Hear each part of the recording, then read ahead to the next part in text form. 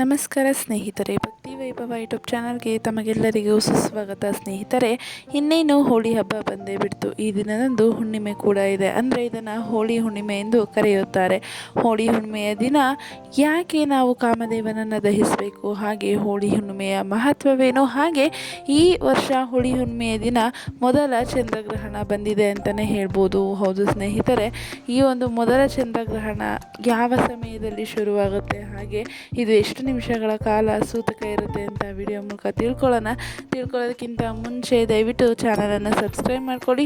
ಹಾಗೆ ವಿಡಿಯೋ ಇಷ್ಟ ಆಯಿತು ಅಂದರೆ ವಿಡಿಯೋಗೆ ಲೈಕ್ ಮಾಡಿ, ಶೇರ್ ಮಾಡಿ, ಕಮೆಂಟ್ ಮಾಡಿ. ಸ್ನೇಹಿತರೆ, ಪರಮಾತ್ಮನು ತುಂಗಭದ್ರಾ ನದಿಯ ದಡದಲ್ಲಿ ಇರುವ ಹೇಮಗಿರಿ ಪರ್ವತ ಶಿಖರದಲ್ಲಿ ತಪಸ್ಸು ಮಾಡುವಾಗ ಅವನ ತಪಸ್ಸನ್ನು ಭಂಗ ಮಾಡಿ ಮದುವೆಯಾಗಲು ಪಾರ್ವತಿಯು ಕಾಮದೇವನಲ್ಲಿ ಮೊರೆ ಹೋಗುತ್ತಾಳೆ. ಸ್ನೇಹಿತರೆ, ನೋಡಿದ್ರಲ್ಲ, ಶಿವನು ಕೈಲಾಸದಲ್ಲಿ ಅವರು ಧ್ಯಾನದಲ್ಲಿ ಇರಬೇಕಾದ್ರೆ ಅವರ ತಪಸ್ಸನ್ನು ಭಂಗ ಮಾಡಿ ನಾವು ಹೋಗಿ ಅವರನ್ನು ನಾನು ವಹಿಸಬೇಕು ಅಂತ ಪಾರ್ವತಿ ದೇವಿ ಕಾಮದೇವನನ್ನು ಕೇಳ್ತಾರೆ.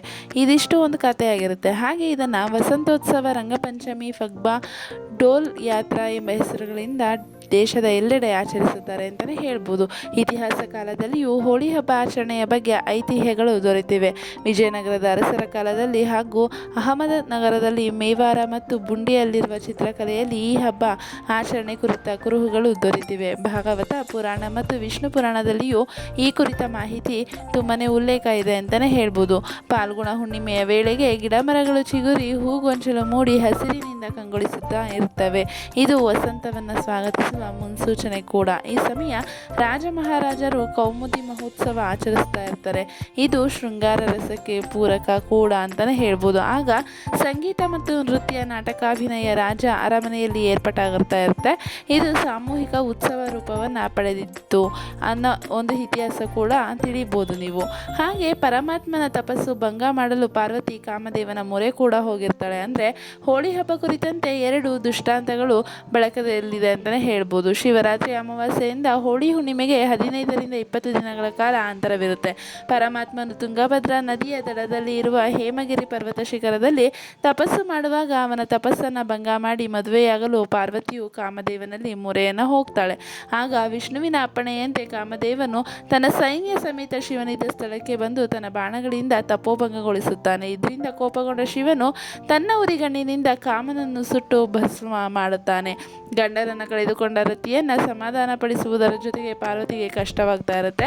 ಆಗ ಪಾರ್ವತಿಯು ಕೂಡ ಘೋರ ತಪಸ್ಸನ್ನು ಆಚರಿಸಿ ಪರಶಿವನನ್ನು ಒಲಿಸಿಕೊಂಡಳಲ್ಲದೆ ಕಾಮನಿಗೆ ಮರುಜನ್ಮವನ್ನು ಕೊಡಿಸ್ತಾರೆ. ತನ್ನಿಮಿತ್ತ ಹೋಳಿ ಆಚರಣೆ ಬರುತ್ತೆ ಅಂತಲೇ ಒಂದು ಪ್ರತೀತಿ ಅಂತಲೇ ಹೇಳ್ಬೋದು.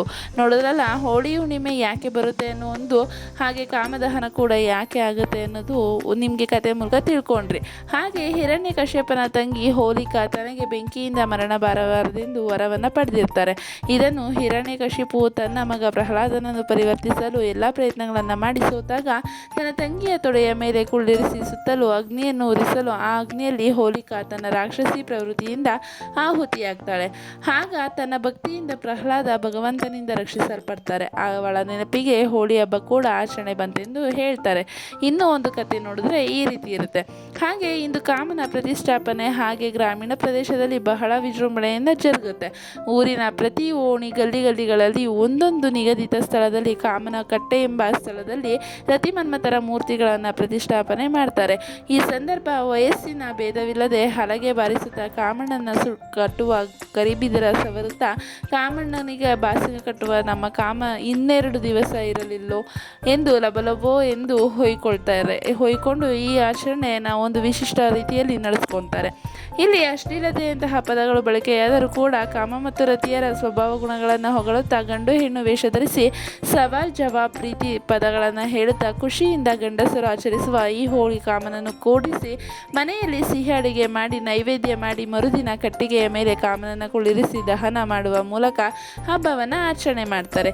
ಇಂಥ ಸಂದರ್ಭ ಕಾಮನನ್ನು ಸುಟ್ಟ ಬೆಂಕಿಯ ಕೆಂಡವನ್ನು ಕೆಲವು ಜನ ತಮ್ಮ ಮನೆಗೆ ತರುತ್ತಾರೆ. ಕಾರಣವಿಷ್ಟೇ, ಆ ಕೆಂಡದಿಂದ ಮನೆಯ ಒಲೆಯನ್ನು ಹೊತ್ತಿಸಿದರೆ ವರ್ಷದುದ್ದಕ್ಕೂ ಅವರ ಮನೆ ಅಡುಗೆ ಹುಲ್ಲುಸಾಗುತ್ತದೆ ಎನ್ನುವ ನಂಬಿಕೆ ಅಂತಲೇ ಹೇಳ್ಬೋದು.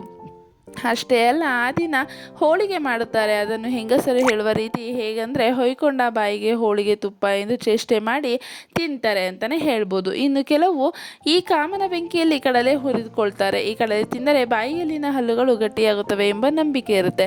ಕಾಮನ ಬೂದಿಯನ್ನು ಮನೆಗೆ ಒಯ್ದು ಆ ವರ್ಷದ ಮೊದಲ ಮಳೆಯ ನಂತರ ಬಿತ್ತುವ ಬೀಜದಲ್ಲಿ ಆ ಬೂದಿಯನ್ನು ಬೆರೆಸಿ ಬಿತ್ತನೆ ಮಾಡಿದರೆ ಬೆಳೆ ಚೆನ್ನಾಗಿ ಬರುತ್ತವೆ ಎಂಬ ನಂಬಿಕೆ ಹಾಗೆ ಪ್ರತೀತಿ ಇದೆ ಅಂತಲೇ ಹೇಳ್ಬೋದು.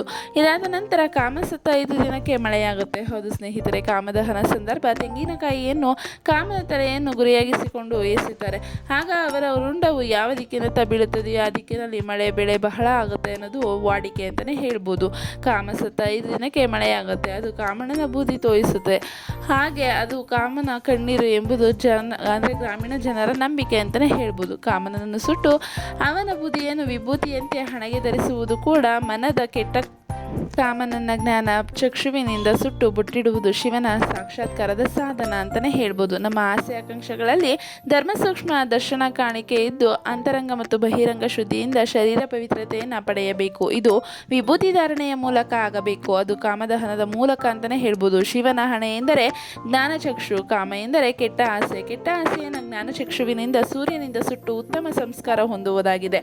ಕೇವಲ ಯೌವನಭರಿತ ದೇಹ ಕಾಮಾತುರಣದಿಂದ ತನ್ನ ಸ್ಥಿತಿಯನ್ನು ಪಡೆದರೆ ಅದು ಪ್ರೇಮವಾಗದು. ಭಾವನಾ ಪರವಶತೆಯಿಂದ ಆತ್ಮಶ್ರೀಯಿಂದ ಎರಡೂ ಕಡೆ ಸಮತೋಲಿತ ಪ್ರೇಮ ಒಡಮೂಡಿದಾಗ ಮಾತ್ರ ಅದು ತಪಸ್ಸಿನಂತೆ ಕಂಗೊಳಿಸುವುದು. ಇಲ್ಲಿ ಕೇವಲ ಕಾಮವಿರದೆ ಪ್ರೇಮತ್ವ ಮೂಡಿರುವುದು. ಇದು ಪಾರ್ವತಿ ಕಾಮನ ಸಹಾಯ ಪಡೆದು ಶಿವನ ಮೋಹಿಸುವ ಪರಿಯನ್ನು ಶಿವ ತನ್ನ ಇಚ್ಛೆಯ ವಿರುದ್ಧ ಪ್ರಕ್ರಿಯೆ ಎಂದು ಪರಿಗಣಿಸಿ ಕಾಮನನ್ನು ಸುಡುವ ಮೂಲಕ ಪಾರ್ವತಿಯನ್ನು ತನ್ನ ತಪಸ್ಸಿನ ಮೂಲಕ ಶಿವನೊಲುಮೆ ಪಡೆಯುವಂತೆ ಮಾಡುವುದಲ್ಲದೆ ಅಲ್ಲಿ ನಿಷ್ಕಾಮ ಪ್ರೇಮ ಕೂಡ ಮೂಡುವ ಭಾವನೆ ಅಂತಲೇ ಹೇಳ್ಬೋದು.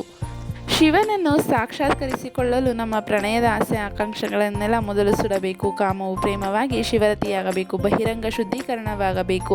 ಮಾರ ಎಂದು ಕರೆಯಲ್ಪಡುವ ಕಾಮದೇವನು ಮಾನವ ಪ್ರೇಮ ಹಾಗೂ ಬಯಕೆಯ ಹಿಂದೂ ದೇವತೆ ಮನ್ಮಥ. ಆತನು ಮದನ ರತಿಕಾಂತ ಕುಸುಮಶರ ಅಥವಾ ಕಾಮ ಅವನ ಇತರ ಹೆಸರುಗಳು ಅಂತಲೇ ಹೇಳ್ಬೋದು. ಕಾಮದೇವನು ಹಿಂದೂ ದೇವತೆಯ ಶ್ರೀಯ ಮಗ ಮತ್ತು ಜೊತೆಗೆ ಕೃಷ್ಣನ ಮಗನಾದ ಪ್ರದ್ಯುಮ್ನನು ಕಾಮದೇವನ ಅವತಾರವೆಂದು ಪರಿಗಣಿಸಲಾಗುತ್ತದೆ. ಹಾಗೆ ಬಣ್ಣ ಬಣ್ಣಗಳ ಹಬ್ಬ ಹೋಳಿ ಹಬ್ಬ. ಉಲ್ಲಾಸ ತರುವ ಬಣ್ಣಗಳ ಎರಚಾಟದ ಮನೋರಂಜನೆಯ ನಂತರ ಸ್ನಾನ ಮಾಡಿ ದೇವರ ಪೂಜೆ ನೆರವೇರಿಸುವುದು ಹೋಳಿ ಹಬ್ಬದ ವಿಶೇಷ ಬಣ್ಣಗಳ ಹಾಗೆ ವಿವಿಧ ಬಣ್ಣಗಳ ಓಕುಳಿ ಹಾರಿಸಿ ಇಡೀ ವರ್ಷ ಸಂತೋಷದ ಕೋಡಿಯೇ ಹರಿಯಲಿ ಎಂದು ಹರಿಸುವ ರಂಗಿನ ಹಬ್ಬ ಇದು. ಸಾಮಾನ್ಯವಾಗಿ ಉತ್ತರ ಭಾರತದಲ್ಲಿ ಮಾತ್ರ ಆಚರಣೆಯಲ್ಲಿದ್ದ ಹೋಳಿ ಹಬ್ಬವನ್ನು ಈಗ ಭಾರತದಾದ್ಯಂತ ಆಚರಿಸಲಾಗುತ್ತಿದೆ. ಯುವಕರಿಗೆಲ್ಲ ಮೋಜು ತರುವ ಹರ್ಷದ ಹಬ್ಬ ಇದಾಗಿರುತ್ತೆ. ಹಾಗೆ ಈ ಹಬ್ಬ ಸುಲಭದಲ್ಲಿ ದೇಶದ ಎಲ್ಲೆಡೆ ಆಚರಣೆ ಮಾಡಬಹುದು. ಹಾಗೆ ಬಣ್ಣಗಳೊಂದಿಗೆ ಓಕುಳಿಯಾಡಿ ಪರಸ್ಪರ ಬಣ್ಣಗಳನ್ನು ಎರಚಿಕೊಂಡು ಖುಷಿಪಟ್ಟು ಈ ಹಬ್ಬವನ್ನು ಆಚರಿಸಲಾಗುತ್ತದೆ. ಫಾಲ್ಗುಣ ಮಾಸದ ಶುಕ್ಲ ಪಕ್ಷದ ಪೂರ್ಣಿಮೆಯ ದಿವಸ ಹೋಳಿ ಹಬ್ಬವನ್ನು ಆಚರಿಸಲಾಗುತ್ತದೆ. ಈ ಹಬ್ಬಕ್ಕೆ ಕಾಮನ ಹಬ್ಬವೆಂದು ಕೂಡ ಕರೆಯಲಾಗುತ್ತದೆ.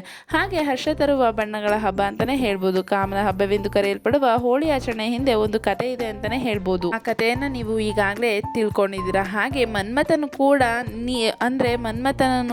ಶಿವ ತನ್ನ 3ನೇ ಕಣ್ಣಿನಿಂದ ಸುಟ್ಬಿಡ್ತಾರೆ. ಆತರ ನಂತರ ರತಿ ಪತಿಭಿಕ್ಷೆ ಬೇಡಿದಾಗ ಅವಳಿಗೆ ಮಾತ್ರ ಮನ್ಮಥ ಕಾಣುವಂತೆ ವರವನ್ನು ನೀಡ್ತಾರೆ ಅಂತ ಈ ಒಂದು ಕಥೆಯಲ್ಲಿ ನೋಡ್ಬೋದು. ಹಾಗೆ ರಂಗನಾಟದ ಮೋಜು ಮಸ್ತಿ. ಮನ್ಮಥನಿಗೆ ಕಾಮ ಎಂಬ ಹೆಸರಿದೆ. ಹೀಗಾಗಿ ಕಾಮ ಶಿವನಿಗೆ ಕೆಂಗಣ್ಣಿನಿಗೆ ಗುರಿಯಾದ ಸುಟ್ಟು ಹೋದ ದಿನವನ್ನು ಕಾಮನ ಹಬ್ಬವಾಗಿ ಆಚರಣೆ ಮಾಡ್ತಾರೆ ಅಂತ ತಿಳ್ಕೊಂಡಿದ್ದೀರಾ ಅಲ್ವಾ?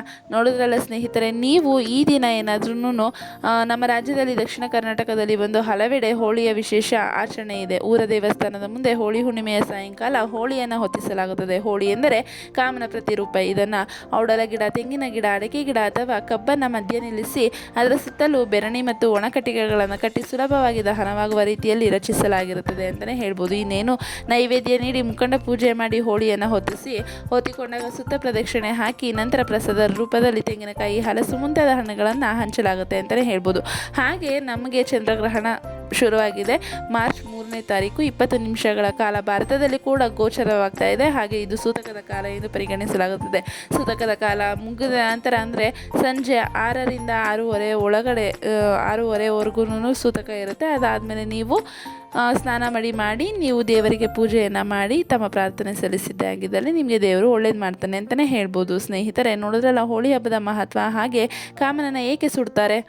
ಕಾಮದೇವನನ್ನು ಏಕೆ ಸುಡ್ತಾರೆ ಅಂತ ಎಲ್ಲ ನೀವು ತಿಳ್ಕೊಂಡ್ರಿ. ಹಾಗೆ ಭಾರತದಲ್ಲಿ ಚಂದ್ರಗ್ರಹಣ ಗೋಚರ ಆಗೇ ಆಗುತ್ತೆ. ನೀವು ಕೂಡ ದೇವರ ಪೂಜೆ ಮಾಡಬೇಕಂತ ಇದ್ದರೆ ಸ್ನಾನ ಮಾಡಿ ನಂತರ ದೇವರ ಪೂಜೆಯನ್ನು ಮಾಡ್ಬೋದು. ಸ್ನೇಹಿತರೆ, ಈ ಒಂದು ಮಾಹಿತಿ ನಿಮಗೆ ಇಷ್ಟ ಆಗಿದೆ ಅಂತ ಅನ್ಕೊತೀನಿ. ಇಷ್ಟ ಆಗಿದ್ರೆ ವಿಡಿಯೋಗೆ ಲೈಕ್ ಮಾಡಿ, ಶೇರ್ ಮಾಡಿ, ಕಮೆಂಟ್ ಬಾಕ್ಸ್ನಲ್ಲಿ ನಿಮಗೆ ಇಷ್ಟವಾದ ದೇವರ ಹೆಸರನ್ನು ಕಮೆಂಟ್ ಮಾಡಿ ಅಥವಾ ಹೋಳಿ ಹಬ್ಬದ ಶುಭಾಶಯಗಳು ಎಂದು ಕಮೆಂಟ್ ಮಾಡಿ.